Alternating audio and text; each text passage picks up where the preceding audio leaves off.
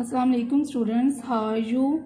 I am your teacher of subject Urdu. My name is Sidra. Today our topic is about paragraph dig. This is your syllabus book. I am telling you which paragraph you have to write on your dig copy.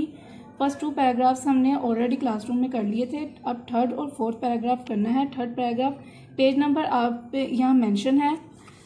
आपने अपनी फ्रोगे Urdu book open करनी है. Page number 10. Your chapter name is दरिया दिली. एक दफ़ा मदीने में सख्त कहत पड़ गया. गिल्ला कामयाब हो गया और कामयाबी की वजह से महंगा भी हो गया. लोग बहुत परेशान थे. आप रज़ी अल्लाह अन्हु ने कहत के इन दिनों में लोगों की बहुत मदद की. नेक्स्ट पैराग्राफ है page number 16. Your chapter name is माँ बाप के हकूक. This paragraph is start to here. प्यारे नबी सल्लल्लाहु अलैहि वसल्लम का फरमान है कि अल्लाह ताला की खुशनुदी बाप की खुशनुदी में है और अल्लाह ताला की नाखुशी बाप की नाखुशी में है. बॉयज़, आपने ये दोनों पैराग्राफ इमला की सूरत में अपनी डिक कॉपी पर करने हैं. Thank you.